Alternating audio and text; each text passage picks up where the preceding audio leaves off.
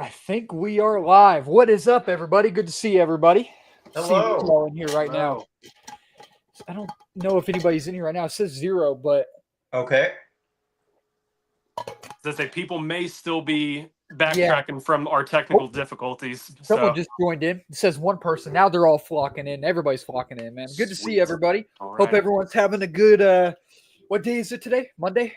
Monday, yes. It feels like a Monday. I'll tell fun you day. that. It feels like a Monday. I had to work from 9 to 4 today. I got there at 8.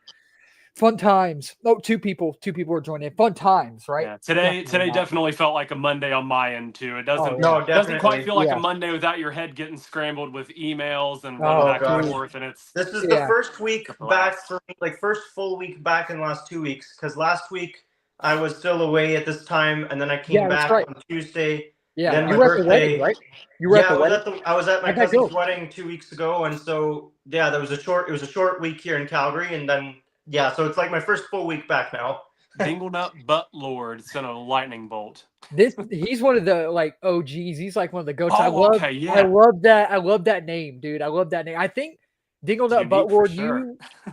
You came into the live stream months ago. I think it was like months ago. So something like that. But the name is like, I love the name, dude. I love the name. I think the name's great. Yeah. Putera, good to see you. I did see the spy. Okay, so you saw it in theaters. Awesome. Raza and Joseph both did. Sadly, I told them I was planning on watching them in theaters, but I didn't get a chance to. I was planning on it, but I just am trying to save money as well, the best I can. I'm spending a little bit, spending some money, but not a whole bunch of money. But definitely in the future, because they'll probably be re-released in theaters again. I guarantee they will. Definitely. This re-release, I would say, was very unexpected. I mean, it was completely random. Yeah. It was just like, okay, we're just going to toss in the trilogy back in theaters. Oh, and also Spider-Man 2.1 for the first time. Yeah. Yes. And can I also say I appreciate that it was not Sony that handled the re-release this time. I like that it was Fathom. Because what I didn't like about the Spider Mondays, other than the fact that my theater didn't pick it up, was the fact that it was on a Monday. And it's like, that's not going to get you an audience, like in smaller areas like where I am. Like, well, I mean, where I'm from, we're fairly sized, but it's still like the geek population is still very low.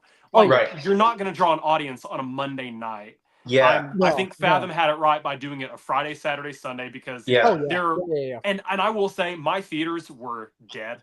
There were only like 10 of us in each showing. It was like, I'm telling you, where I'm from, the geek population is either very low or people just don't know that these events are going on, because it's I was talking to I invited one of my friends to it, but I did so at the last minute, and I was like, hey, I don't know if you heard, but Spider-Man's re-releasing. Would this be something that you're interested in? And by that time he'd already had stuff planned, and it was just like, okay, but that's why I love to try and be an ambassador for geekiness where I'm from, just because I feel the same way. Like, where I'm from, people just, it seems like they don't know. Until I say it to my friends, nobody really is aware. I mean, they're just they like the same stuff, right? But they just are not aware, and it's not being marketed to them, I guess. So until I've really put it out there, like, Calgary friends, this is coming, they're like, okay. Like, I agree with you about putting it on the Monday. I mean, for me here in Calgary last year, we had a good turnout. But I mean, it could have been so much better had it been on a Friday or Saturday for sure. And I mean, I also think, like, I really want to see for the next re-release a premium format. I want to see this in a Dolby Cinema, in IMAX. Obviously, ultimately would be the best. That would be so sick for those films, dude. Definitely, because I mean, like, the Tim Burton Batman movies just had a re-release in America as well, and those were and so we didn't get those here. But we need premium formats for Spider-Man Trilogy next time. That's for sure. Yeah. And before they put it in premium formats, they need to put a premium format theater where I live. Because the nearest IMAX is 2 hours away. I had to drive there for Superman early access on a work night. I got home at like midnight that night, but I'm like, I went to bed and thinking, like, That was so worth it, man. Yeah. Yeah. But what city are you in again? I am in Huntington, West Virginia. If you've ever heard of Marshall University, yes. If you've ever seen the Matthew McConaughey movie We Are Marshall, Right. that is the town that I'm okay. Oh, okay. That's so unfortunate that you don't have a premium format near you, though. No, I thought you were still in Ohio, man. I thought you were still in Ohio. So Huntington is right on the edge of Ohio. Oh, like if you cross the I kept river, thinking you were still you're in Ohio. Okay, I didn't know you were in West Virginia. I didn't know that. That's cool. So Huntington is like in the very western corner of West Virginia. It's about as Taylor's. Oh, hey, what's up, Taylor? Hello. How are you? You know Taylor? You know Taylor? Yes, she does cosplay and she is very good at it. She's done. Oh, awesome! Awesome. Hey, Taylor, she's been a Star Trek cadet. Or I'm probably not the right wordage, but can confirm what Joseph is saying. It's rough out here for the geeks. Gotcha. It very much.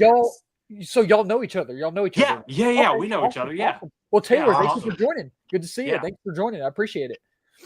Yeah. So it's definitely been rough for the geeks where we're at. And driving to, which I will say now that I've revealed where I'm at, the nearest IMAX is in Lexington, Kentucky, which is where I went to go see. Right. Okay. Yeah. Okay. Gotcha. Lexington, like I said, Lexington wasn't that bad of a drive, but what is it, Rasa? Yeah. I consider myself really lucky then in that sense for the closeness and proximity of the premium formats I have. I've got two IMAXs, one 70mm 143 screen 20 minutes away, and then the other is a giant 190 screen. And then I've got, we don't have Dolby Cinemas in Canada, but we have what we call Ultra AVXs. Okay. But it's pretty much the same thing. It's a 4K projection system, Dolby Atmos surround sound. And so we've got that. We've got D-Box motion seats. We've got 4DX in our theater. We've got two Screen X's now with the 270-degree panoramic view. So I consider Calgary very lucky for film goers. I had no idea we were that lucky at all. Yeah, and where I live about an hour away from San Antonio, Texas. So I have an IMAX there. And then I'm around 40, 50-ish minutes away from Austin, Texas. And I have like a million IMAXs. Well, I say a million, not that much. I have like the AMC Barton Creek, the big IMAX Bob Bullock History Museum. I have that one and maybe a few more here and there. Okay, nice. And then there's a town called Kyle, Texas, which is about 30 minutes away from me, and they just got IMAX there. It's an Evo theater, so they have like bowling and arcades and stuff. So they just got IMAX in November, almost about a year ago. So I have IMAXs like all the way around me. So you lucky duck. It's crazy. When I was just in Ottawa last weekend, I was just looking up to see if I could catch one battle after another somewhere, and there was only one IMAX in the entire city there. Butter machine. Yeah. That's absolutely right. That's one IMAX in the entire city, and then there were so few theaters just in general. I think there was maybe 7 in Ottawa. Yeah. Whereas in Calgary we have at least 13 or 14. So that was quite interesting. Yeah. There are. Let's see. From where I'm at, there are probably 4 theaters within reasonable driving distance. There's the one at my local mall that I always go to, and I have the membership there. There's one not horribly far from where I work, and then the other one is in like I said, Huntington's as far west in West Virginia as you can go. If you go into Kentucky, there are 2 there as well. So it's and none of them are premium format at all, but it's it does offer a good change of scenery, because I saw Superman 3 times at our mall, and then on my birthday was the other theater by my workplace, because it had already left the mall by the time my birthday came around. Okay, cool. And then the first time was in Lexington for the early access IMAX. So nice. Yeah, definitely. Well, I'm very glad you finally got these re-releases, though, man. I mean, we talked about it last year, I've been waiting for it so long. I felt so much for you because you were wanting to see these so badly. It was torture, because I was seeing people take recordings of the clips and seeing them posted to Twitter and to Reels and all that, and I'm audience reactions. Yes, and that was another thing that drove me crazy, because I said, there were probably 10 people, a max of 10 people in each showing. I was the only person yesterday for Spider-Man 3 that said, Well, I didn't even say it. I just kind of like whispered it to myself. I'm like, you'll get your rent when you fix this door. Dude, I'm wanted gonna to put some dirt in your eye. I like, wanted to see Spider-Man 2 on the big screen. Yeah. I wanted to see Spider-Man 2 on the big screen just so I could hear Mr. Dickovich say those lines. I'm telling you, I have gotten my mom, I don't know, maybe the past few years, what was No Way Home, 2021, maybe even after that, or sometime around that. We go back and forth. We go back and forth and quote Deadpool Wolverine. Like it's like nice. we go back like some of the things I won't say here. You know what I mean? I won't say here, but we go back and forth and we go rent and we like just some of the he's like it's what else does he say? It's like it's a free country, it's not rent free country. Orange? Yeah. Like, and he tells him hi. He tells him hi and he's like, what's hi? Can I spend it? What's hi? Can I spend it? Yeah. If promises were crackers, my daughter would be fat. Like it's like it's you so got memorized. That's awesome. It's great. Like, dude, like you can't sneak past me. I have ears like a bat and eyes like a rodent. It's great. Yeah. The funniest part, where he froze. I think Peter just wakes up and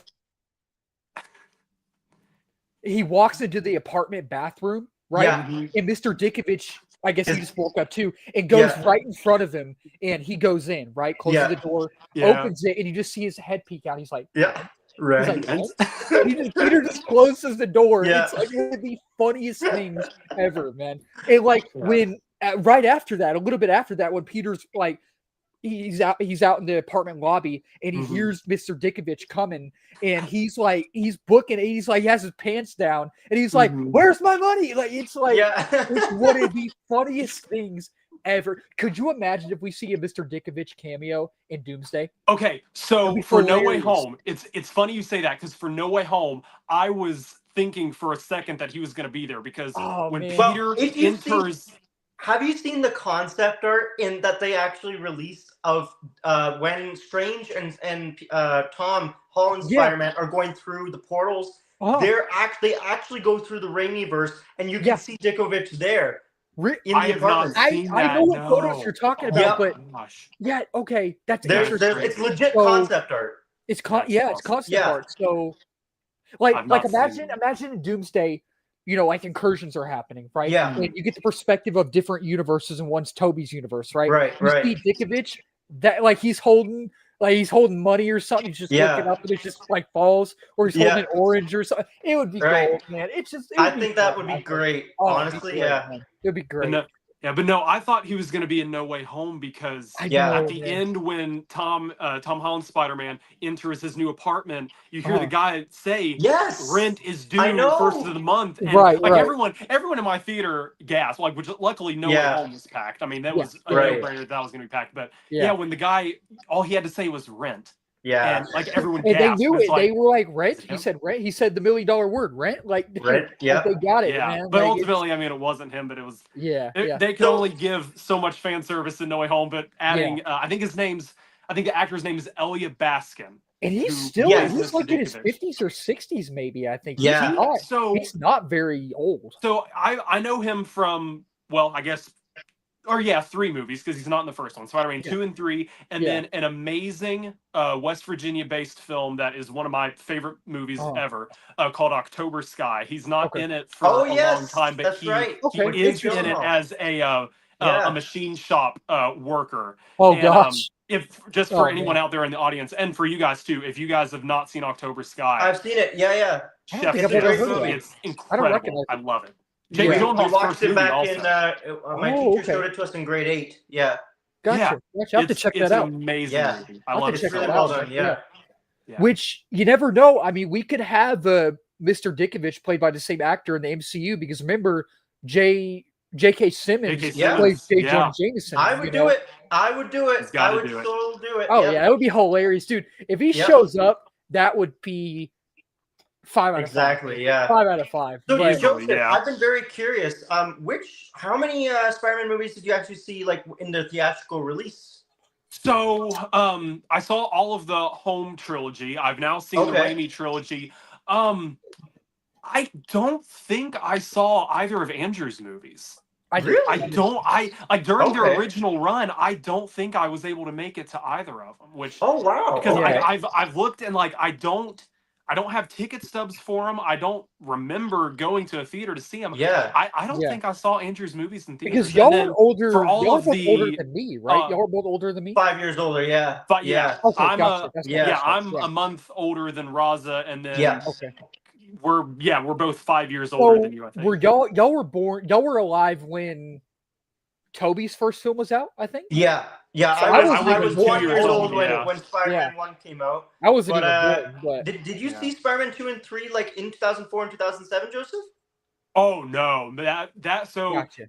During that era, my parents were still taking me to like the little kid movies and like just waiting for any kind of superhero movie or anything like that could have possibly been, because Spider-Man 3 came out in 2007. 2007, my brother would have been 4 years old. Because I was 1.5. I feel like Venom may have scared my brother being that young, because like that really freaky. Well, not freaky now, but like. For a child, it would be. Yeah, of course. Yeah. Like the close up, as soon as like Topher Grace's Eddie Brock takes like full form of Venom and he just jumps toward the camera. Yeah. Like that could traumatize a kid. And I saw the first one in theaters. Gotcha. Oh, nice. Oh wow. Okay. Nice. Yeah. No, it's definitely something I wish I could have experienced. Right. I didn't know that this was truly your first time then. That's awesome. It was. Yes. Wow. It was I've never insane. The very first movie I ever have a vivid. So I have two different movies I could use for my first movie. The first movie that my parents can confirm was my first was the Jonah VeggieTales movie. And that was also in 2002. That was also in 2002. Oh wow, okay. So that was the first movie I ever saw in a theater, according to them. And then I still have the VHS, of course, because it's VeggieTales. Come on. Yeah. But so yeah, that was my first movie in theaters. And then the first movie I ever have a memory of, and like actually remember going to see, was 2004. And it was some kind kind of Clifford thing. Oh, okay. Dude, my dad made me watch Texas Chainsaw Massacre. Was cruel. Yeah, I don't think, have I seen Texas Chainsaw Massacre? I've seen one of them. I watched like the 2013 one months ago. Okay. When you were a kid? Oh, dude. Oh man. Oh, dude, when you were a kid. Oh man, I'm sorry. That's not. No, that is not.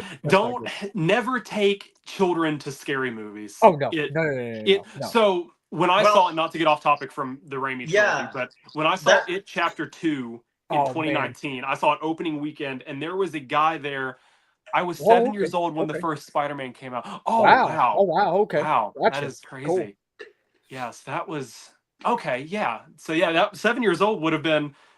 It's a good time for kids to like get introduced to superheroes. So yeah. It's a bummer. It's a bummer I missed Spider-Man 3 just by like that much, because that. Summer of 2007 was the summer I turned 7. So I consider myself quite lucky in that respect then, because I first saw, my parents didn't put Spider-Man 1 on completely. All they wanted to show me was the Times Square fight. So I got to see the Times Square fight, just a little thing at like 2 years old. Such a great theme. And so I saw that, and then I think I saw like maybe like the montage, you know, when he's becoming Spider-Man. I love that. Like when he's doing like the drawings. Yeah, like the drawings, and then and then he's seen like saving people and stopping criminals and stuff. So I saw that at 2 years old. Then I watched the full movie. I vividly remember my dad coming home from work one day and handing me this absolute gem. That's so cool, man. That's cool. Right? I was like 3 years old. He hands it to me and he goes, "You can watch Spider-Man now." That's awesome. So I was 3 years old. I watched it, and there you go. That's my copy's over on the Spider-Man. Oh yeah, like I already mentioned. But my 4K collection is up here. Oh nice, I do have that. Yes, I have the same. Let me get it out of here. Same 4K collection. I'm the only one without the 4K.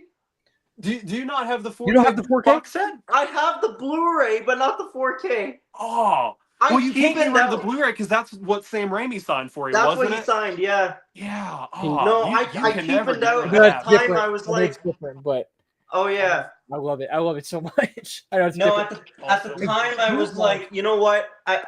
It was like $50 or something, and I just told my mom like, I'll buy it just to watch Spider-Man 2.1 and the editor's cut of 3, and then I'll hand it over to my cousin who doesn't own the movies. And once I found out how much I love this collection, I'm like, I'm gonna keep I got the 5 movie collection. Yeah. Yeah. Yeah, I got the 5 nice. movies. Yeah, that DVD. Right. Yeah. Yeah. I think my friend has that set. Does that have that has Toby and Andrew's movies, right? Yeah, he's got both of them. Yeah. But I have the 4K for the first one here on this like exclusive steelbook. Yeah. This is the most expensive physical media I've ever purchased. Wow. Yeah. It was more than crazy. Was it more than the Spider-Man 67 collection? Because I know I was watching a stream, one of your guys' streams a while back. I think you said that at the time was the most expensive. Yeah, so. no, this was about 130. This I paid 200 for. Is that the 1967? Yeah. Yeah, no, this it's a very limited number. It was a really nice collectible. I want 2 and 3, of course, as well, but those are like 400 and 500 and up. So I'm like, no way. Quick question: Does that have the recalled artwork on it? No, like the facial profile. It's actually got the Twin Towers in his eye. Ooh. Yeah. That's what I'm talking about, like the recalled artwork, because I know the summer of 2001, before the attacks happened, they put all the first the first wave marketing out, and then all those posters had to be pulled. No, actually, even I've got a poster here right now, and I'll show you. I've got that one on the wall. Oh, sick, dude. Oh, okay, that might be. It's got the towers in there too. Yeah, but in his eye. Oh, okay. So that is a limited, like a very limited edition piece. It is. Yeah. I don't know if it's a reprint or not, honestly, but I love it. Yeah. Yeah. So Raza, you say what you're going to say, Joseph. Well, I was going to say, I know. Raza mentioned a minute ago about Sam Raimi's autograph being on the Blu-ray set. Sam Raimi does not sign that poster. I know. If you ever go to a convention and meet Sam Raimi and you bring him the Twin Tower poster, he will not sign it out of respect for the victims and resale. Yeah, we didn't know that, and so we brought it. We rolled it up in our tube, in our poster tube, and everything. And then right before we went to the handler, she just asked, "Do you have a poster with you?" I'm like, "Yeah, I do," and it's really cool and everything. She's like, "Does it have the Twin Towers?" And I'm like, "Yeah, it does." And she's like, "Yeah, he won't sign it." And so I said, okay, no, I understand that. I was disappointed, of course, because it's a beautiful poster. It's iconic. And at the time, that was the only one I had. I didn't have anything else. Right, yeah. So then I saw, luckily, at one of the like merch tables, like at a convention, like one of the sellers, the vendors, they had like a poster vendor. They had a really beautiful glossy Spider-Man 2 poster. Ooh. So that I'm like, and it was only for like $10 or something. It wasn't too bad. And it was beautiful, the same size as that first one. So I bought it instantly, ran back to the table, and that's the one he signed. Wow. Yeah. Awesome. Wow, that is wild. Yeah. I mean, just me being in Sam Raimi's presence, like at both conventions I was at, was incredible. The first time I saw him was in Lexington at the Lexington Comic-Con in 2023. And his line was busy all day, but they did like an intercom call like towards the end of the day, and they said, attention everyone, Sam Raimi is signing 50 more autographs. And I've never ran faster in my life. Got to his table, and being able to have like a moment with him was like, oh, I love that poster. So I have the Spider-Man 2 gift set, and I have like a little postcard size of that same thing. Where he wrote, that is awesome. So is it mirrored? I think it's mirrored, but it says to Raza, and then my brother's name, Rayhan, and then it says be a hero. That's sick, man. That's awesome. So cool. Yeah. That's awesome. Man. I thought he put on something, my brother in film. Oh yeah, that is on my photo op here. Oh, okay. Awesome. Right here. Oh, that's cool, man. My brother in film. That's crazy, man. That is awesome. My brother in film is crazy. Like that's I know. It's cool. He said that basically just because he got emotional when I told him that, I'm an aspiring filmmaker, and how much Spider-Man 2 meant to me and everything. And and that's when he literally welled up with tears. I mean, it was something. And then the thing is like, so all three of the films, Spider-Man, Spider-Man 2, and Spider-Man 3, they're three, in my opinion, three of the greatest comic book movies ever made. But at the same time, in my opinion, they're not just three of the greatest comic book movies ever made. They're three of the best movies ever made. Like I would say Spider-Man 2 especially. Spider-Man 2 especially. They're great. All three of them. Like I've given all three of them 5 out of 5s. I love rewatching them. They're just so fun. And in my opinion, the third one's my favorite out of all of them. But I love all three of them. I do. Like I have given all three of them 5 out of 5s. And I don't know if y'all heard, but the writer for the Batman. Yeah, I heard. Yeah. Yeah, and the writer of the Batman, my favorite DC film, one of the greatest, it's a top 15 film of mine. It's one of the greatest movies ever made. It's one of the greatest Batman and DC films ever made. One of the greatest comic the greatest Batman. I think I have to give it the edge over the Dark Knight because it did. Like, Dark Knight is incredible easily because of Christopher Nolan. But the Batman just had something a little extra that I was like, this is Batman. Unpopular opinion 3 is I mean, people do say people do have an affinity for 3, and I have to respect that because for me, 3, like, I do see 3 like a lot of people do. I see it as the weakest, but that doesn't mean it's a bad movie. Like, I think for my rewatch yesterday, I gave it 4.5 out of 5. I think I saw it on your 4.5 out of 5. Yeah, it's definitely it's not a bad movie, but it's just there are so many things that for me that it could have done better that keep it just like a hair from being perfect. Right. Yeah. And, honestly, like it for me, all along as a kid when I grew up watching it. I mean, again, I was very lucky. I was 6 years old to see it in theaters in IMAX with my dad and grandpa opening weekend. That was very memorable. After months and months of anticipation. And, it blew me away, obviously, at that age. It was mind-blowing. It was the best thing I'd ever seen at that point. Right. But I mean, of course, throughout the years, I've acknowledged, like, it is, I just was talking with my friend about it on Friday, like, it is a little bloated. The amount of times I quote the third movie is insane. Dude, I know, right? There are so many great ones. It's you'll get your rent when you fix this door, which I'm not going to finish the whole quote because I'm not that kind of person. But Parker, you'll get your rent when you fix this door. I hired you for. It's great. What is it?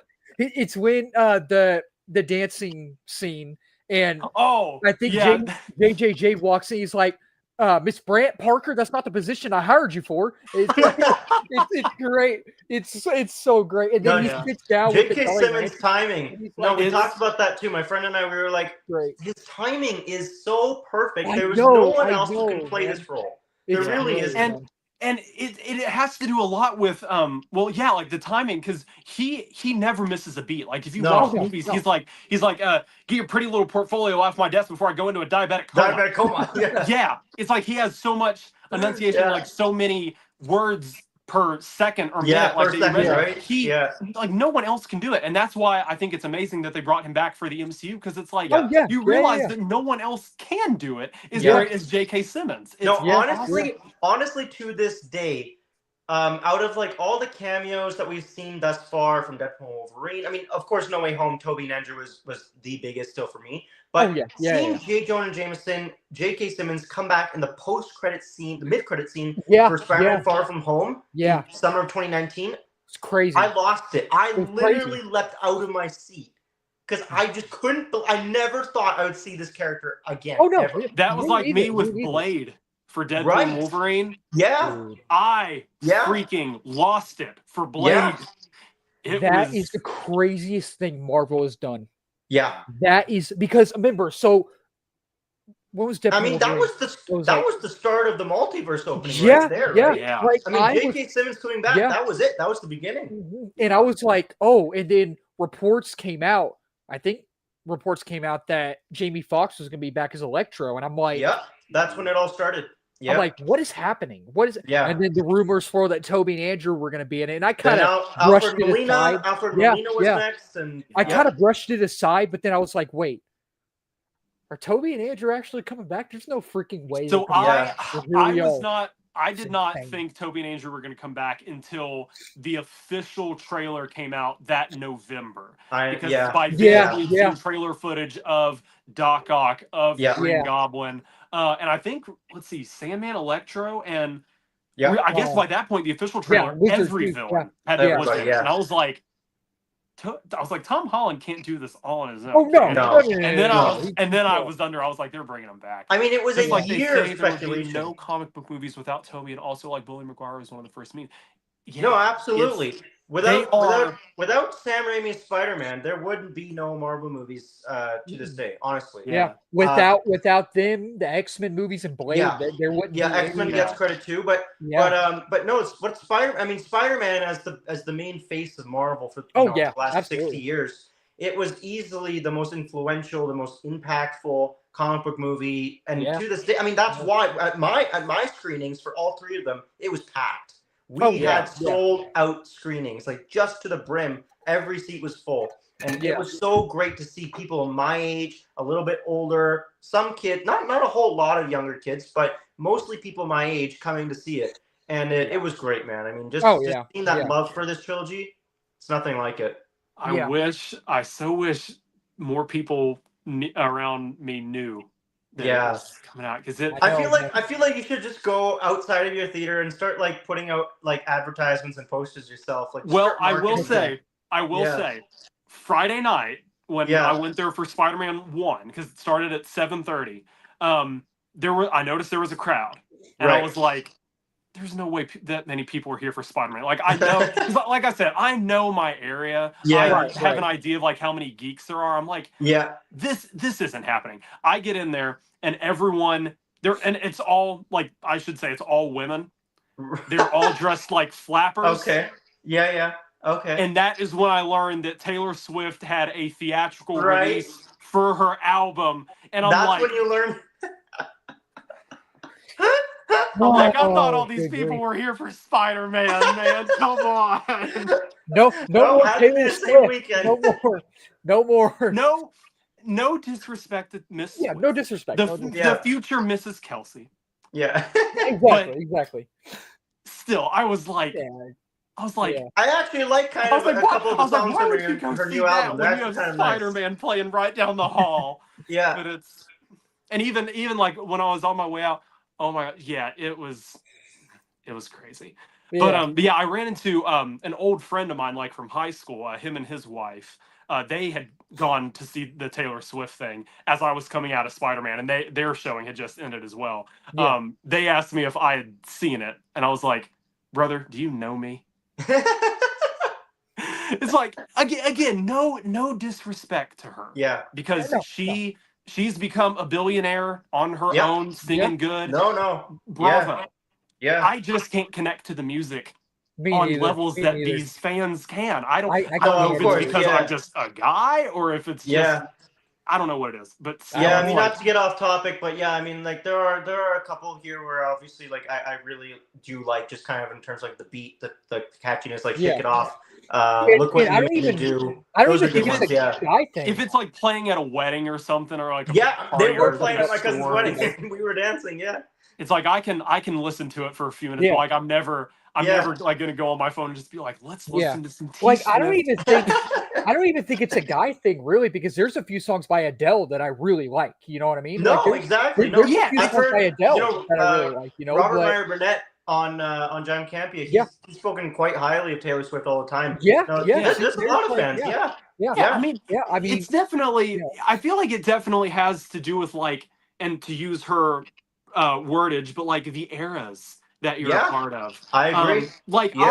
I will say I like her stuff before 1989. Oh, okay. Before 1989, like when she was still like country. That I can tolerate. Her poppiness, like albums, like you get into, which I don't even know the names of them after 1989. But I'm shocked I even know any of them. Like I can even jam a little bit to One Direction. I'm not gonna lie, I can even jam a little bit to One Direction. But Taylor Swift, no, One Direction I like. There's a lot of songs. I can't, dude. Like Taylor Swift, I don't, and I don't even think it's a guy thing. I really don't even think it's a guy thing, man. But it's just I can't. You know what I mean? Like, I just can't. I'll say because I know I've got a lot of friends who are Swifties. I've got obviously family members, cousins, and stuff. And if they happen to be watching, no, I have listened to little bits of the new Fate of Ophelia. It's pretty nice. I like the tune in there. So is that on the new one? There you go. Yeah. Just came out. Yeah. I've not heard anything from the new. Now, I've heard rumblings. Like I've been on Twitter and Instagram. People are saying that it, and not to get off topic from Spider-Man, but like people are saying that it's bad. Yeah, there was all this hype behind it, and it dropped. Yeah. I think it's the writing. I think it's the writing is so drastically different from any of her previous work that now her fan base is just kind of like, this is not really her style. But anyways. Yeah. All the marketing I saw for it, even like I was looking at it and I was like, like her dressing up as a flapper. I'm like, that's not her. Yeah. And even like from a non-fan, I'm like, that's not her. Right. Yeah. Okay. Back to Spider-Man. Back to Spider-Man. Yeah. So here's an interesting question though. I forget where we were at pre-Swift discussion, but what was your guys' first experience with Spider-Man? Was it the Raimi trilogy? Was it like a cartoon or a That's video a good question. game? Yeah. And that just goes for audience members too. Like, what was your first exposure to this character? Was it comics or? Yeah, for me, like I of course I knew Spider-Man before I saw that fight scene on Times Square, like I mentioned. Like I was already a big fan of Spider. Oh, nice, yeah, that Xbox game, yeah. And then obviously, let's see. But yeah, for me, I was already a big fan. I had some stuffed animals. Oh yeah, awesome. I had some stuffed animals. I had a couple. I had bath toys. I had some bath toys that I would play with in the bath. I remember at that age. And I'd seen maybe a little bits of the 90s cartoon on TV, the animated series. Okay. So I think I might have caught a little bit of that. And then it was the first movie. Like that was the full, like the gate opened up, and that is what started it all. Ultimate Spider-Man Total Mayhem. Yes. Oh yeah. Oh, when did that come I had out? Some Spider-Man Play-Doh. I had some Spider-Man Play-Doh like sets that I would play with and build too, and then some Mega Blocks as well. So little bits of merch came in, and then the Raimi movie, and then everything. My first experience would be Spider-Man and His Amazing Friends, and then Raimi movie. Okay. Oh yeah, the 80s. Spider-Man and His Amazing Friends was the 80s. Yeah, I was gonna say like late 80s, early 90s, before animated series. Yes. The animated series came in '94, so that would have been okay. Yeah. So mainly like that video game I just showed y'all. So this is a app store game on the phone, which you can't play it anymore because I think. I don't know if you're talking about the same one, but it was Ultimate Spider-Man. I love that one. Was it called Total Mayhem? I think. Yes. Total Mayhem. Yeah. I love that one. Game Loft. Yeah. Yeah. They made it. One, that was a great game. Grew up playing this game, and I think I beat it like 3 times. It's such a fun game. Here, let me see. It was. Yeah. It's such a fun game, man. Like this game. Yeah. That's. I grew up with this. This is nostalgic for me, man.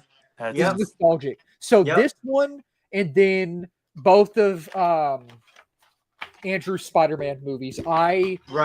Because I guess Andrew was more like.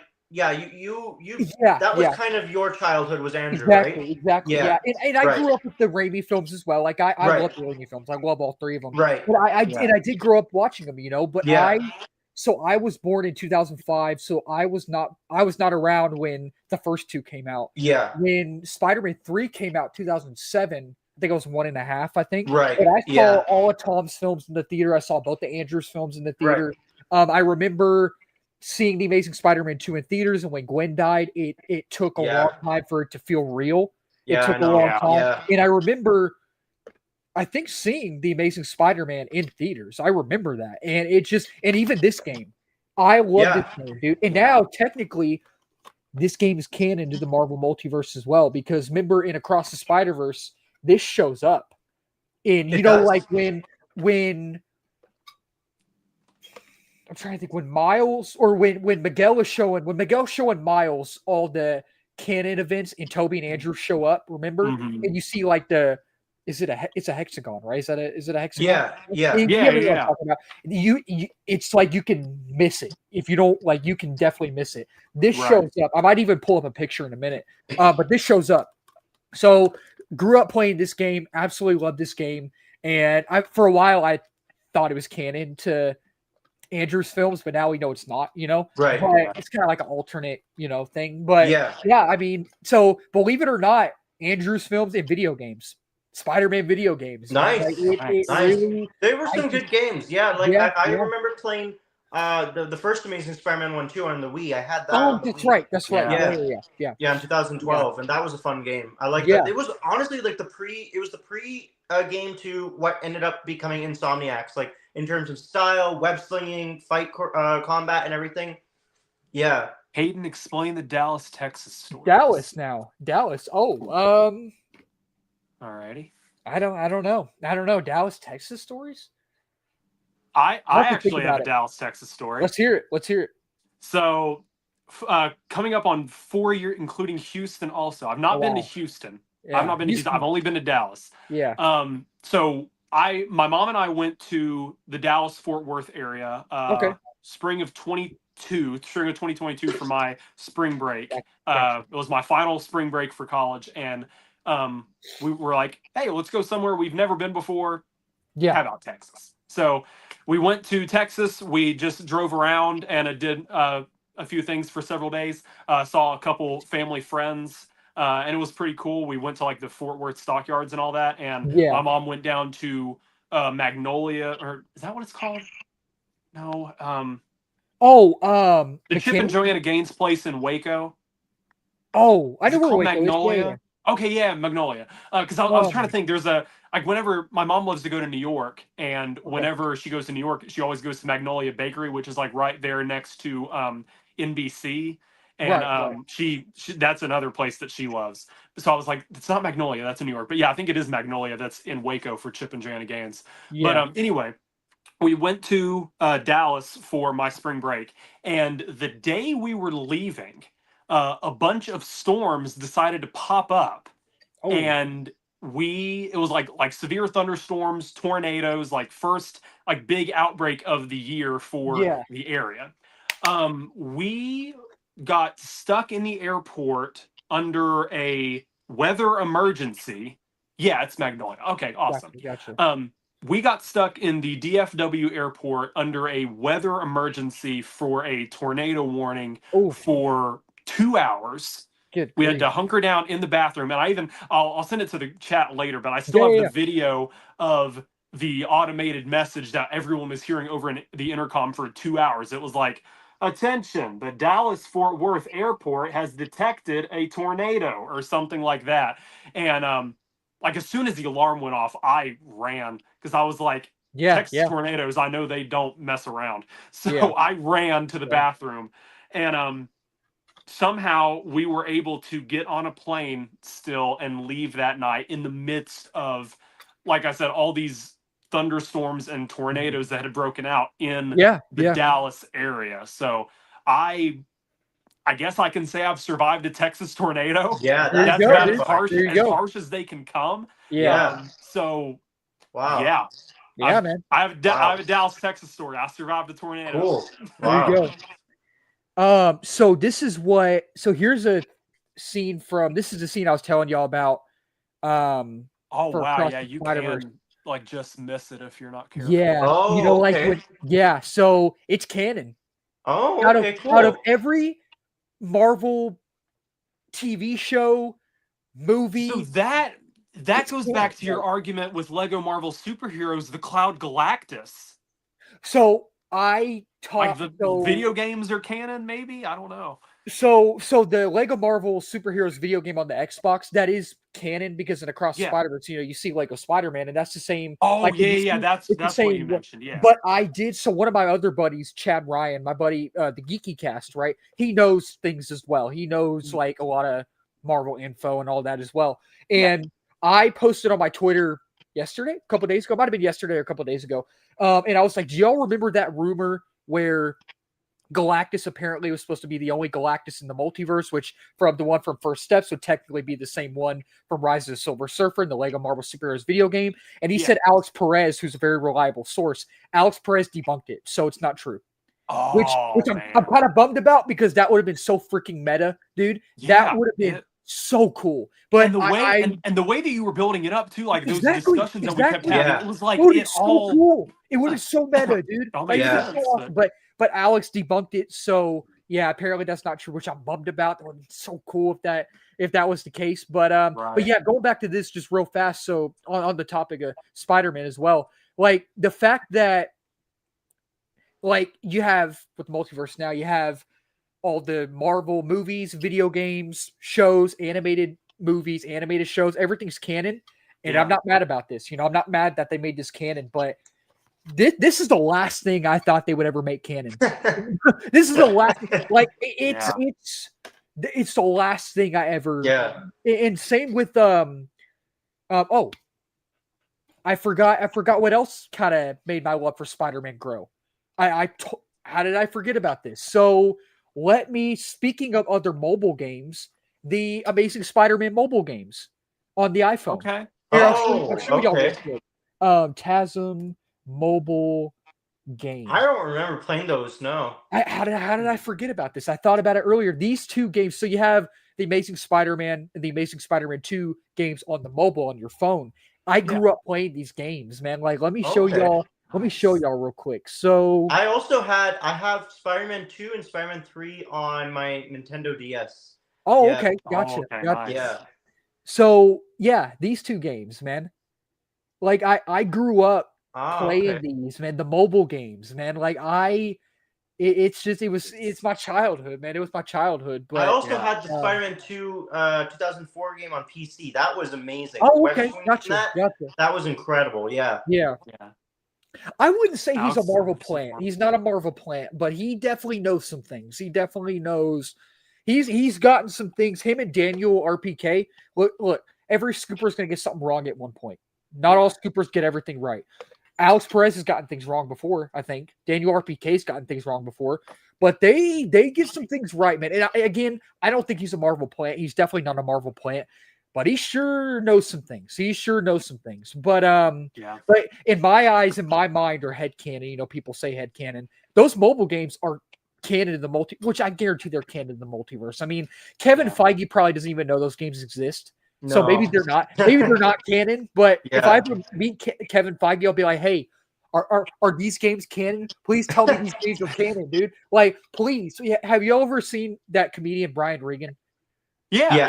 Okay. You know how he says, please, I was wishing he had one of them left, wishing upon a star. Like, seriously, wishing upon a star, these were canon, dude. Like, again, in my head canon, I feel like they're canon, but I feel like Kevin Feige probably doesn't even know those games exist. No, I wouldn't bet on it. Say, unless it's not like a mainstream, which not saying like the video games aren't mainstream, but like if it's not something that has had like a lot of traction over the years, like you see kids growing up with like the animated series or Ultimate Spider-Man, Spider-Man and His Amazing Friends. Like unless it's like movies and shows like that, I don't think, like, my gut feeling is just that I don't think they're going to incorporate it somehow. Now, the Amazing Spider-Man 2 video game for the Xbox, that showing up in Across the Spider-Verse in one of the canon events. That definitely has made its way in now. But, if it's, I just don't know. It's video games are hard to pick out. Now, I could see them doing something like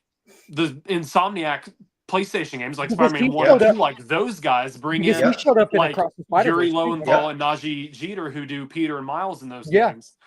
Like bring them in and be like animated versions of those characters. But because other than that, I just don't. Peter from the Insomniac, remember he showed up in Across the Spider-Verse. That was very cool. So that was very cool. That's canon. So and the thing is like Spectacular Spider-Man showed up as well. But the thing is, so you got to look at X-Men 97 as well, because, in Across the Spider-Verse, when Miguel's showing Miles all the canon events and the hexagons and stuff, you see, like, images of Spider-Man, the animated series, from the 90s. Peter and MJ are there, You see him in X-Men 97.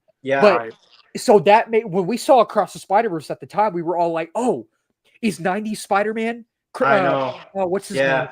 That the voice actor's name. Christopher Daniel Barnes. Yeah, Daniel Barnes. We were like, oh, is he part of the Spider Society? Yeah. Probably not, because he's in X-Men 97. He's in his own universe, right? Yeah. But the other thing as well, this shows up. Do y'all think this Spider-Man is a part of the Spider Society? If so, that's so meta, dude. I know I keep using that word. I know I do, but that is crazy. There definitely is room for it, because like I know a lot of at least just with my experience, like the games that are based on the movies don't always follow the movies. I don't think, because like I remember majority of the time they were just tie-ins, and like they would not really follow the stories, and they would just end up doing like their own thing, like in the Spider-Man game. Like it added Electro in it. I remember like the 2012 game. It added Electro, so it was not, and he looked more comic booky and not like the TASM 2 one. Right. So no, they're not always like pretty much linked together. And I tell you who's very active on Twitter, Josh Keaton, who does the voice of Spectacular. He liked my comment the other day. He's liked comments that I made before, but he was talking, and it's so awesome that he thought about this. And I'm someone who thinks deep about this stuff as well. The Marvel multiverse, like all the multiverse and all that type of stuff. I think about it deeply. I want to know what it was like when Miguel recruited Spectacular Spider-Man and all these Spider-Man. And he made a thread basically on Twitter the other day talking about how he envisioned Miguel coming to Peter and recruiting him. And he was like, I bet Peter was down in his worst possible state in life because, Captain Stacy died. We saw that in Across the Spider-Verse. And I commented on that, and I was like, dude, I was so cool to see you in Across the Spider-Verse. I hope you return and beyond. He liked my comment. And he's liked another comment before on Twitter. So like he's liked a few of my comments. He's liked a lot of my comments. He's very active on Twitter, which is so cool, dude. So cool. So I met him about a year ago. So I met Josh Keaton. Right. His autograph and my picture with him, because like all my Spider-Man pictures, I've like webbed up the camera with all. I've done Josh Keaton, Yuri Lowenthal, and Najee Jeter from the video game, Sam Raimi, like anyone Spider-Man related, I do the post. Heck yeah, man. But yeah, I asked him at the time if he had started voice recording for Beyond, or like if we were gonna see him in Beyond, and he just kind of gave me one of those looks. He was like, you never know. You never know. Dude. And actually, well, I will say too, I think, let me see. I'm trying to remember. Goated. I think at the time he said either Sony hadn't called him yet, or he was waiting on a call from Sony. Well, you're talking about Beyond the Spider-Verse, right? Not Across Beyond? Beyond, yeah, because this was 2024 when I met him. Okay, awesome. 2023, right? Across was 2023. Yeah. And Josh Keaton, because he only had a few lines in the movie, you know what I mean? Yeah. But he only did his voice recording months prior. I think he did his voice recording March of 2023, months before the movie. So, so you asked him if he was gonna. So when did you meet him? You met him last year? Was that last year? That was July of 2024, I think. Yeah. So last year, right? So you met him and you asked him if he started recording lines, basically if he was going to be in Beyond, and he did. He did that. He was like, I think, it was something.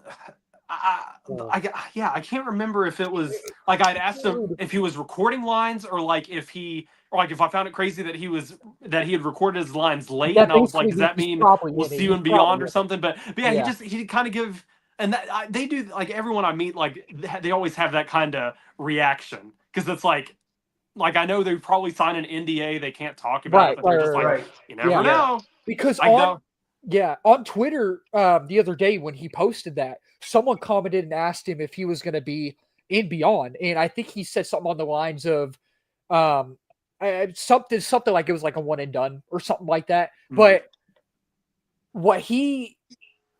when you met him, dude, I mean that basically means the face he gave you. The face he gave you, man. That's like you never know. You never know. And that's and like I definitely don't want to like be making headlines and like falsely claiming Josh Keaton's back for Beyond the Spider-Verse. But I mean it was very friendly, very cordial. Just was like one of those was just like, You never know, man. You never know. Yeah, because you got to think about it like this as well. You got to think about it like this. So, and kind of like this as well. Across the Spider-Verse and Beyond the Spider-Verse, Part 1 and Part 2 are technically the same film. You know what I mean? Yes. They're basically one film.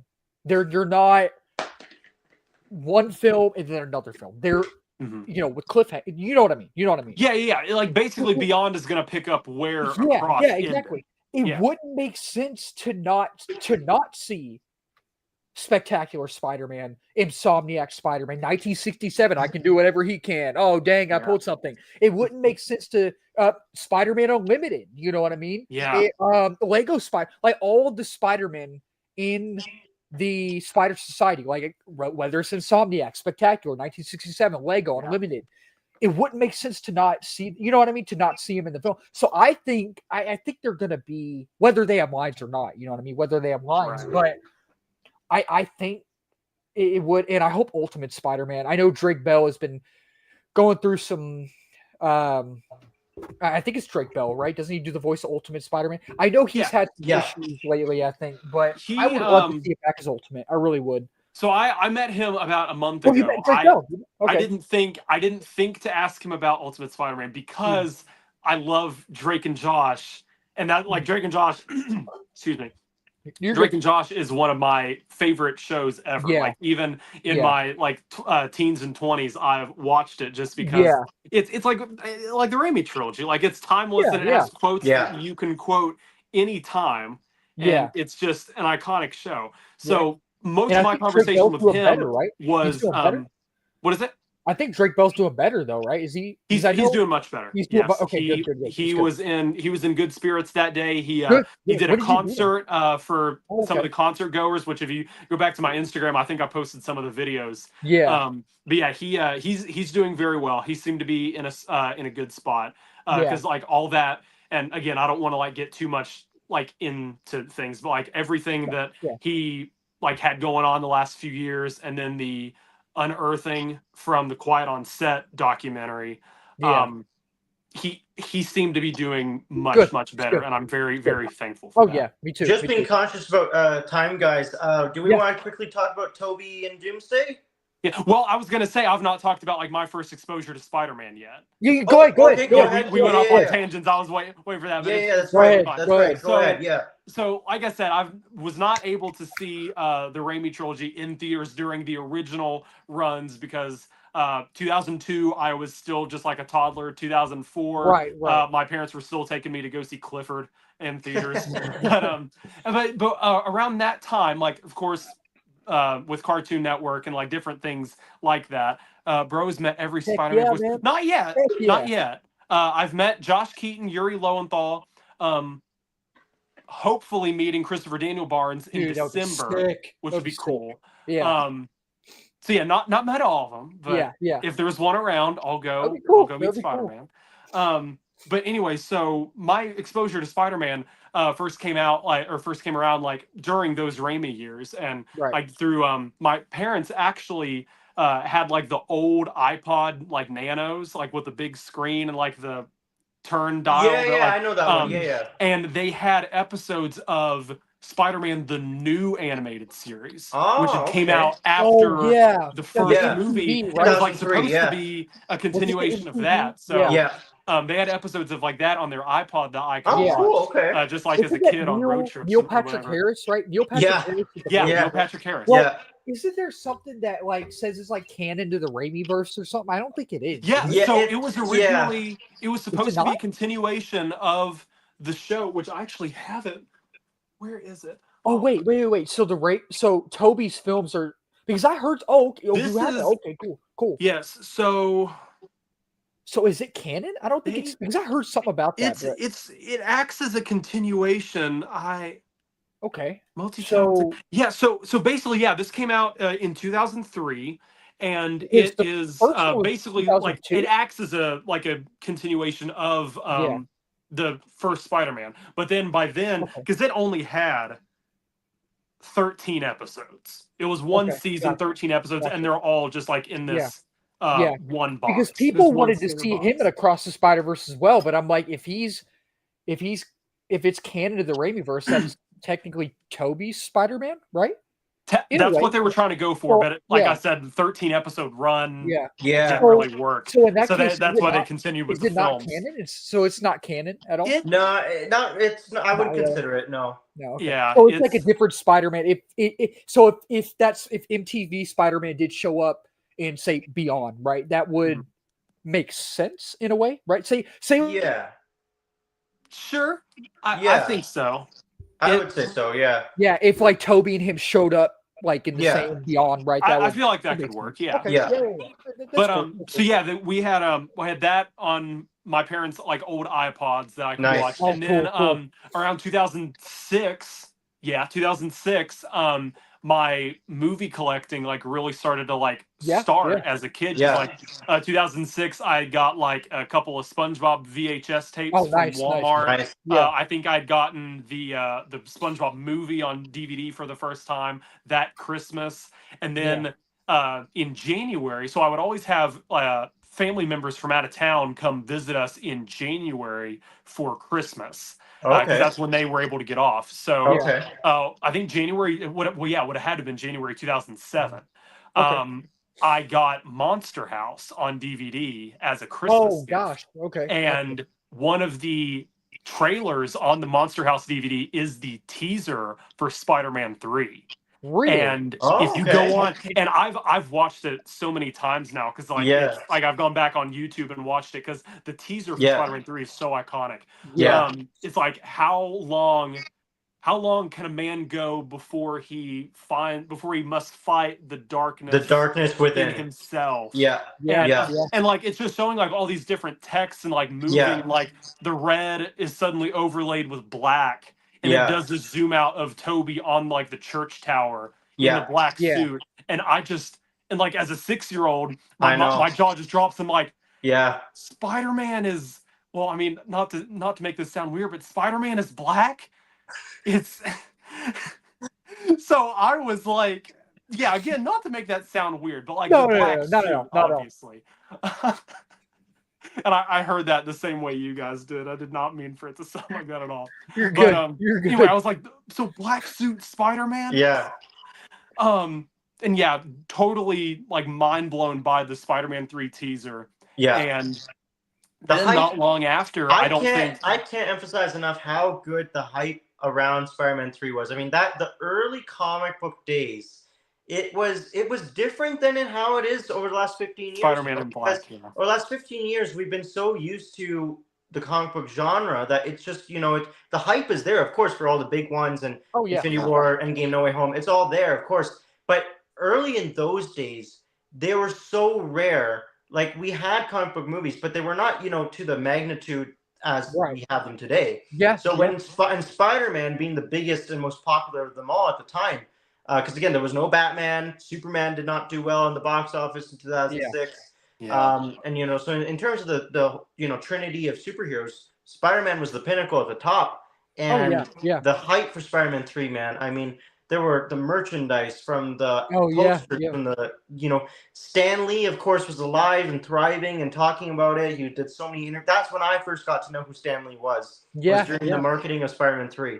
Yeah, Spider-Man, in a way, like, even though I got to it kind of late because of my age, Spider-Man 3 is really what... And then going back to, like, the video games, I had the Spider-Man 3 game on the Game Boy Advance. Where he just played it. That's the one where he just flip over the glider and it doesn't end well or something like that. Oh, yeah. I think so, you know what I'm talking about? It's so goofy, man. It's great. So it's goofy, So my exposure to Spider-Man, like really all superheroes, like around those formative years, dude, people won't let Stan Lee rest. I know they're doing some kind of like some AI thing, which they did it. It was last weekend. It's disgusting. It was last weekend at LA Comic-Con. Yeah, that's right. It was horrible. I'm so disappointed that they went through with that. Yeah, it's crazy. Yeah. But yeah, that was my exposure to Spider-Man. Like really, nice. Okay. all my exposure to superheroes like started around then because like I have a friend that he's been in here a few times. A Brutal Vengeance. He's a big Batman fan. Yeah. And so he was like growing up, and we've known each other since around first grade. Right. He was into Batman. I started to like get into Superman still at that point. So yeah, my exposure to the characters slowly grew like in my formative years like that, and then just took off. Right. Like a crazy amount. And and like I mentioned on my Instagram post for the Raimi trilogy, these movies basically made me who I am. Or at least 100%. made me part of have like had a big part of who I am because of like how old I was when I watched them and just what without the Spider-Man messages are Raimi movies, I would have like not superheroes in general. You know what I mean? Superheroes in general. Like I know superheroes are fictional, obviously. You know what I mean? Right. They're not real. You know, but you strive to, again, not real. They're fiction, but you strive to be like absolutely heroes. You know, maybe not Deadpool, but I mean, you know, maybe not Deadpool, but I mean, like say like. Spider-Man, Batman, Superman. Yeah, exactly. Superman. You know, Superman this summer. Superman this summer has instilled so much good back into the world. Even before I saw the film, I was like, I want to be like him. Even before I saw the film, I was like, I want to be more like David Cornsweet as Superman. I want to be more like him.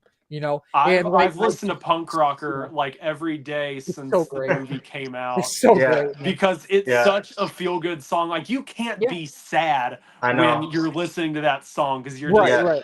It's I don't know. It's awesome. James, that's one thing I was wanting to mention too briefly.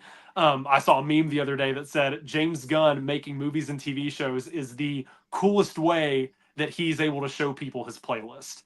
Right. It's like he's introducing people to all these songs, like Foxy Shazam for Peacemaker. Like I'm listening to that song now. I cannot stop listening to that song, dude. Yeah, it's so good. I don't know how James Gunn does it. I want to know, James Gunn, if you're watching, you're probably not, but James Gunn, tell us how you get people hooked on your song, and James Gunn as well. Tell us how. Again, he's not watching, obviously, but. We can tag him on Instagram. Exactly. I want to know how he makes us get attached to all these characters emotionally. I don't understand how he does it. He knows the stakes. He's not. Exactly. He's like, such a comfort movie. It is. It's incredible. I mean, I saw it 5 times in theaters, and it was incredible. Hideo Kojima also makes games just to flex his playlist. Yeah, I mean, I've definitely. Acknowledge that too. It's art within art is like the best way I can put it. But no, James Gunn, I think he grew up in St. Louis, so like he's not this like. Well, I mean, I guess St. Louis like is the big city, but like I know during Superman he talked about like Ma and Pa Kent's farm life and like how he wanted their life to resemble the farmers in Missouri that he grew up around. Like he's not this big city guy by definition. He's a fan. And he's a storyteller, and he's using his talent and like honing his skill to give stories to basically the same people that he is a member. Like I would consider him a geek. He is like us. He knows these characters. He wants to tell their stories, and he is doing such an amazing job at it. And for him to be co-CEO of a superhero film production company as DC Studios alongside Peter Safran. It's like he's living the dream. It's amazing. I do have to go in about 5 minutes, guys. Okay. So do you want to hit on Toby and Doomsday really quickly? Yeah, let's touch on that. Yeah. Alrighty. So I think he'll be there. There have been reports in the last couple weeks or so. People seem to be confirming that he was spotted in London. Doomsday just wrapped filming in London. Yep. I think he's there. I don't think you can make this movie without having either Toby or Andrew in it. I mean, honestly, like I'm very surprised by the number of people who are already in Doomsday, and I kind of want them to save some people for Secret Wars. But I mean, I don't mind having Toby show up, even if it's in a smaller capacity in this one, and then in a bigger role in Secret Wars. But I do have a feeling that he will be in this, just based on the rumors and everything. Right. And it's like what we've been saying too, like ultimately Secret Wars is going to be the culmination of the multiverse saga. Whoever we don't see in Doomsday is easily going to show up in Secret Wars in some capacity. I mean, and like I've gone down the line here with like MCUs all over here, but like non-MCU stuff, not the Sonyverse, that sucks. No. But possibly. I mean, you just never know. No, Kevin will not touch that. It's at most he did touch Venom for No Way Home mid-credits. Oh, that's true. Venom he can touch. Morbius, Madam Web, and Kraven he should not. No, yeah.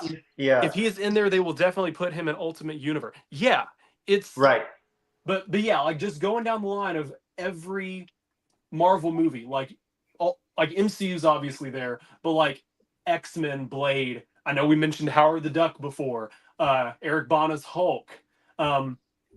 It's all there. Like the moves are all there, and Joe and Anthony Russo know what fans want. I would also liken them to fans themselves. Yeah. They know what we're expecting, and they want to deliver an amazing product. And Hayden, I've seen you like rubbing your hands together like an evil villain. You're cooking, and you know things that we don't, and it's. Toby's in Avengers Doom. I knew it. Yeah. It's, like the signs have all been there. Like there have been the rumblings, and he's there. That is all I'll say. Okay. Look. It's been okay. I'm just gonna get straight to the point. Tobey Maguire is in Avengers Doomsday. I'm just gonna get straight to the point. It's been confirmed by multiple people that I trust, and I was told by a source someone I reached out to that I was told about the other day. I was told about something about Andrew too, but I'm not going to talk about that. But that's the story for another time. But multiple people I trust, sources, people who know people in the know, have said yes, he's in it. The person I reached out to that I think knows somebody in Hollywood. I guarantee this guy knows someone in Hollywood. Basically told me Doomsday. Ladies and gentlemen, that's the scoop for the night. So, dude, I told you I'm going to try not to break anything. But I am so, not just for Toby, but for other things in this film. I am so freaking excited for this film. Look. Us as Marvel fans, right? Us as a Marvel community, we're always like, oh, this next movie is going to be insane. The Deadpool Wolverine is going to be insane. Doctor Strange Multiverse of Madness is going to be insane. No Way Home, Across Spider-Verse. All these movies are going to be insane, right? Us as Marvel fans, us as a Marvel community, right? We're always saying that. Just wait till you see this film, dude. And not just Doomsday, but Secret Wars as well. I'm mainly talking about Doomsday right now, but I'm saying Secret Wars as well. Both of these films, just guys, we're about to watch peak Russo Brothers Marvel, and it's going to be absolutely multiverse shenanigans. It's going to be nuts. And FBI open up. You're right. Come after me. I was told Toby's in the film. I'm not. Hayden, you said the quiet part out loud. Yeah. I'm not trying to stir the pot. I'm not trying to rub it in. I promise I'm not trying to rub it in. I'm not trying to stir the pot or anything. But dude, the GOAT is back in Doomsday, dude. And he's going to obviously be in Secret Wars as well. But look. Maybe I heard those photos are fake, the leaked photos, right? I didn't hear those. There was one. There was another one that leaked, but then you have the main one we all know about. I don't know if that. I think the main one is real. The second one, there's another one where someone is taking a picture of Tobey Maguire on a movie set with this suit with the mask off, and someone has their arm around him taking basically a picture with him. And it said confidential on there. I think it said confidential. Apparently that photo's fake. Either way, though, if the photos are real or fake, y'all, I'm telling you, Tobey Maguire is in the film. Trust me on this, and I'm so freaking excited, dude. And Okay, I was gonna say something, but I'm not gonna say that. I was gonna say something. We do, like, even though it's been confirmed by your sources, and from what it sounds like, you have reputable sources. We do need to be careful. Right, exactly. Because Marvel can strike us down. Very true. Very true. And Marvel, I love you. Please don't.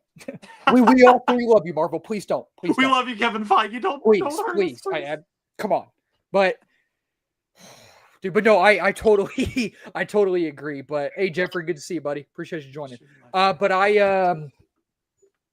know other things too, not just about Toby, but like, okay, I won't say what it is, but I will say, so there is, and I kind of found out about this scooper maybe about a month ago, maybe a couple weeks ago. His name on Twitter is James Mackle, and he's been getting some things right. He has, and I was scrolling on his page on Twitter, and he posted a GIF of a certain character that's going to be in Doomsday, and I scrolled down, and this random account that I had no clue about, just a random account, right? That you scroll past, just a random person, and when you look at this person's main page, you would think it's a random account. You really think it would be when you look at it.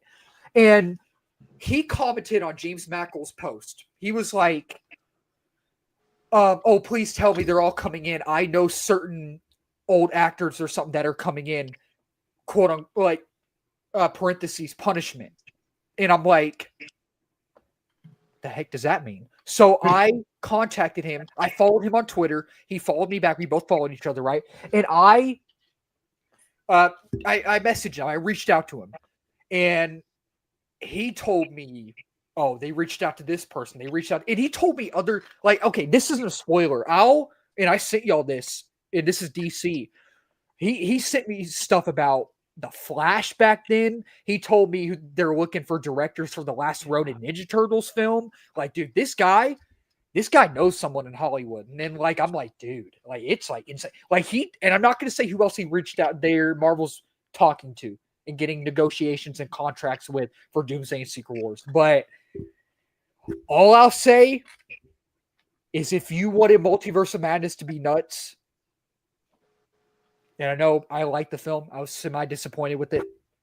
This is literally going to be, if these people sign, if they sign, you know what I mean? Which I guarantee half of these people have. I guarantee probably all of them will. But should I give a hint to one of them? I don't think I should.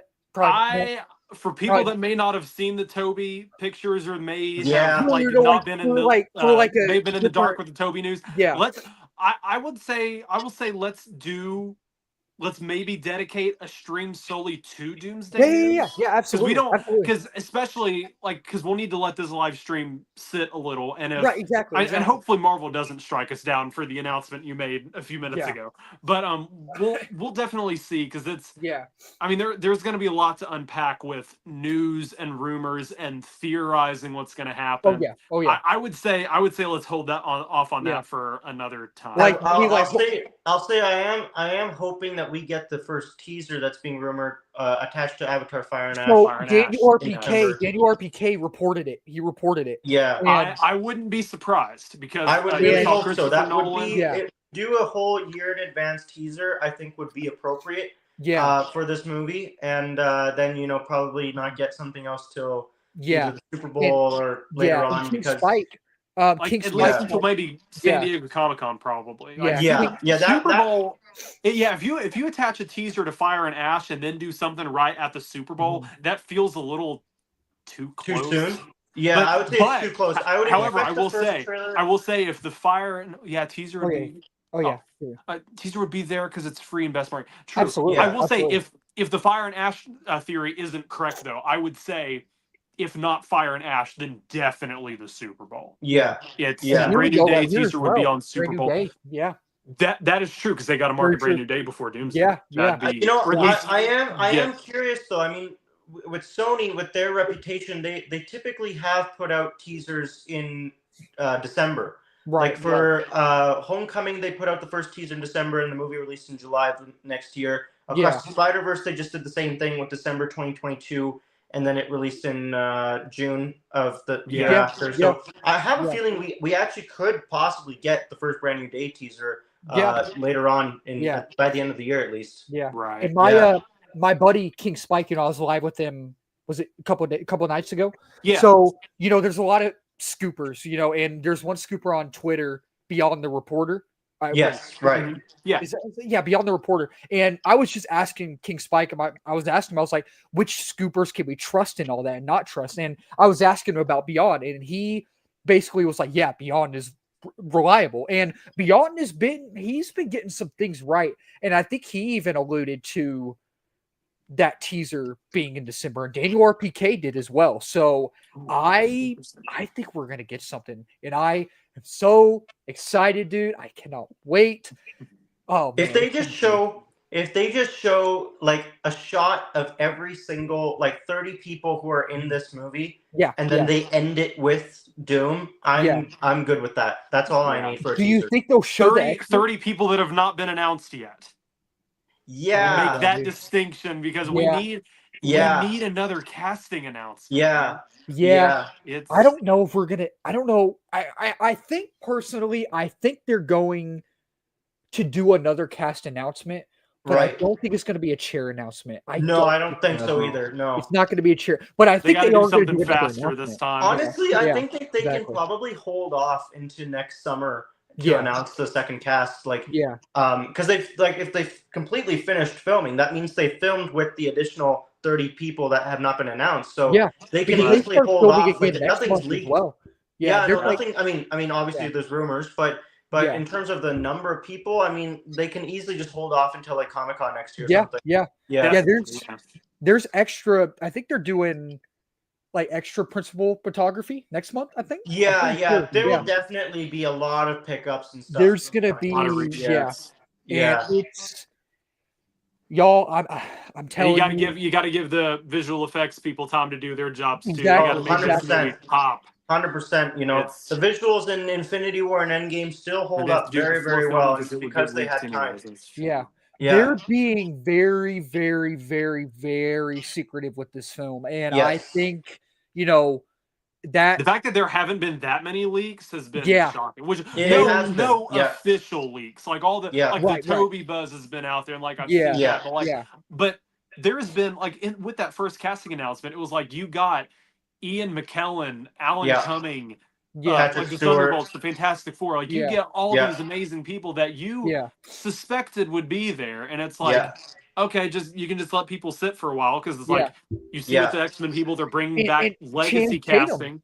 Channing Tatum, yes, absolutely. He was on that red carpet for Roofman, and he was being interviewed, and he was like, "It'll literally make your brain ooze out of your ears." And he was he said it goes 50 times harder than Deadpool and Wolverine. When Blade walked out in Deadpool Wolverine, he said it's like that times 50, and I'm like, what? So I know we mentioned in one of our last streams, Hayden, basically keep 911 dialed in our phone in case one of us has a heart attack or something. Oh, dude.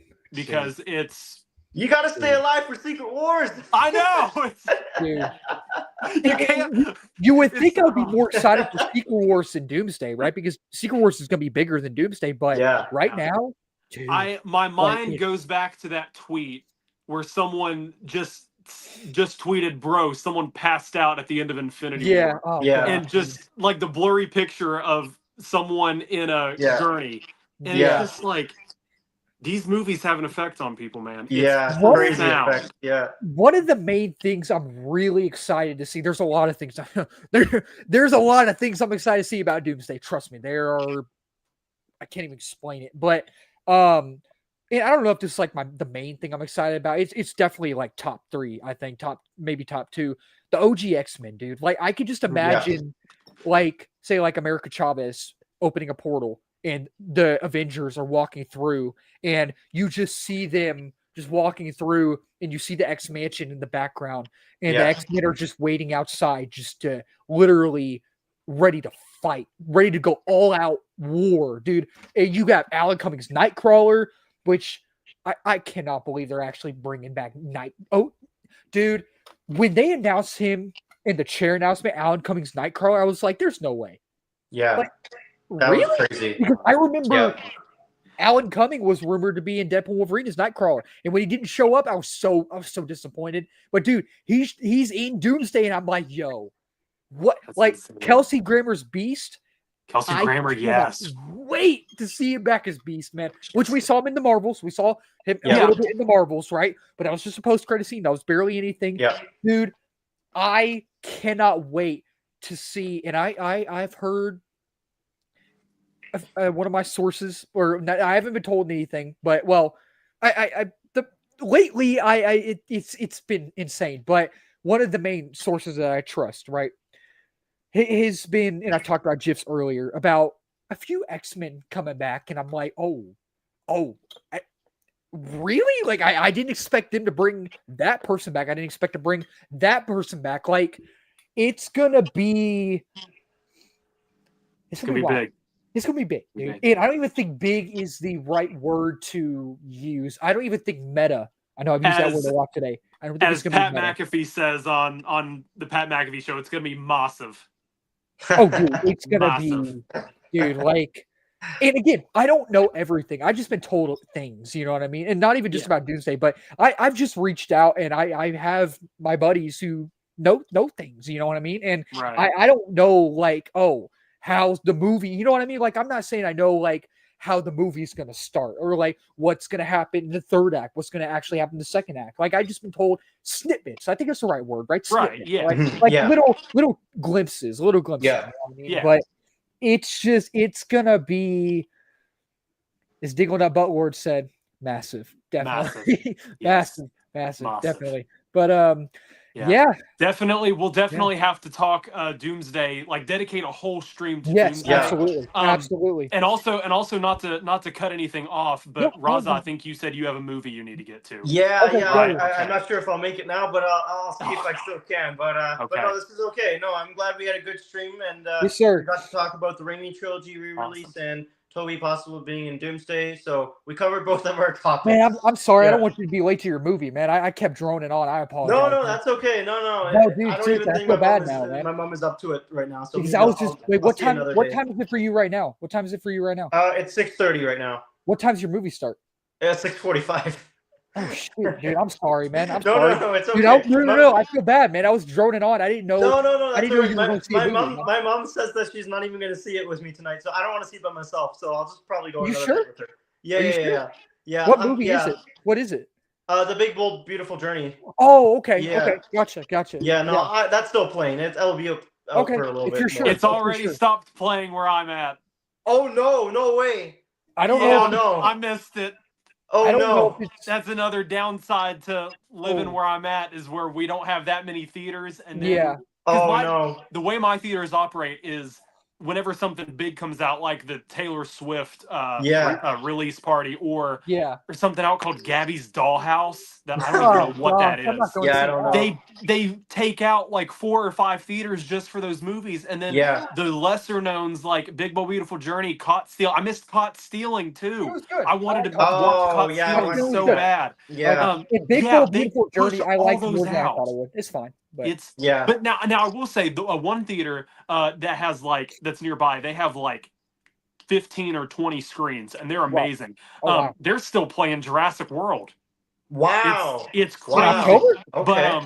But so it's they might still be playing Big Bold Beautiful Journey over there. They might still be playing Caught Stealing there. But no, as far as like I said, my main theater at my mall where I'm a member, they've stopped playing Big Bold Beautiful Journey. I'm very sad. That sucks. Yeah. Yes, I get so mad at how many showings they do for the big movies at our theater. Yes, it's especially for things that which again, not to throw shade because I'm sure they have fans, but what the heck is Gabby's Dollhouse? I don't even want to know.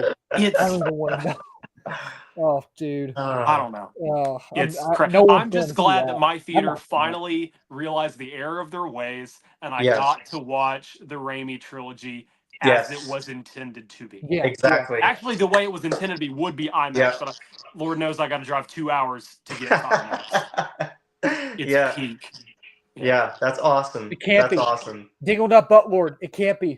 It cannot be peak, my man. Oh, wait, you're saying Gabby's Dollhouse is peak? Oh, are you talking about Gabby? Is that what he's saying, Gabby's Dollhouse? Yeah, I was just saying Gabby's Dollhouse. It can't be, man. No, don't do that to us. What man. is it? I'm just kidding. Oh no. I don't know. I don't even know what it is. Wait, Dingle Nut Butler, what is it, man? What exactly is even Gabby's Dollhouse? Like, I don't even know. I saw a trailer for it when I went to see Freakier Friday, and even the ones I like to go see, part of the fun is being in a crowded theater with my fellow geeks, and having so many showings makes the audience so small. I know. It's yeah, absolutely crazy. Yeah. I'm thankful that when I went to go see Superman the opening Thursday night, that was a full theater. Yeah. And of course the early access IMAX, that was a full theater. Like every time, except for on my birthday when I went to go see Superman, because it was August at that point, and there was only me and another guy in the theater. I'm thankful I got so many good experiences. Makes me wish that I was a 10-year-old. Anyways, moving on. I need to look up and see what this Gabby's Dollhouse thing. This is having profound effects on Dingle Nut Buttlord, apparently. It's what? I gotta like. Well, guys, with that, I'm gonna head out. So. Okay, yes. We did not mention our socials at the beginning. Oh, yeah, let's do that. Yeah. So, Roz, I'll let you go first. Yeah. So yes, you can find me at the Reza Hyder on both Instagram and my YouTube, and then for Letterboxd, RH Movies, or just type in my name, Reza Hyder. I also have another page on Instagram that I'm trying to grow called Film Hyderspace, a name that was brilliantly suggested by Joseph. And so, yes, Film Hyderspace is slowly growing, and I'm trying to use that for more of the film content. So that's where you can find me. Yeah. Joseph? On Instagram, I'm Joseph_Mills1411. That is on Instagram. I'll ask my students tomorrow what it is. They'll fill me in. Definitely, because I need some insight on what Gabby's Dollhouse is. Yeah. But anyway, Instagram is Joseph_Mills1411, and Letterboxd is JRock1411. Or you can look me up by my name on Letterboxd as well. I think it works both ways. Gotcha. And YouTube is also Joseph_Mills1411. I believe I'm linked at the bio on this stream. Yeah, and subscribe to both their channels. What were you going to say, Joseph? Oh, and Super Film Trinity, of course. I was about to say, Super Film Trinity on Instagram and YouTube. Let's grow our page. We want to be your source. We will be continuing. We will be taking clips from this stream as well as previous streams, and making sure that they go on our YouTube to grow that, because that is definitely where we hope to be streaming from in the future. Yeah, absolutely. Yeah. Yes, absolutely. And hopefully I'll get those clips up by the end of the week. I've got a few things going on. Awesome. I'm going out of town this weekend to Tennessee Volunteers football game. Nice. Cool. Which will be very exciting. Yes. Well, be safe, man. Tell us how that goes. In the words of Morgan Wallen, right before he walked off SNL in March, praise the Lord and go Vols. There you go. Do it. So, well, be safe, man. Tell us how that goes, man. Definitely. Awesome. Well, take care, guys. Yeah, well, guys, take care. Thank you, everybody. Subscribe to both of them. Subscribe to this channel, Super Film Trinity. Follow Super Film Trinity on Instagram and all of us as well. And guys, y'all have a good week. I was gonna say it wouldn't be a live stream without the fireworks. It's happening every time. Double thumbs. It's fun. Woo! Double fireworks, man. Y'all take care. Have a good, safe week. All right, boys. Good to see you. Thanks, guys. Thanks, y'all too. Till next time. Care. See you. Bye-bye, y'all. Have a good week.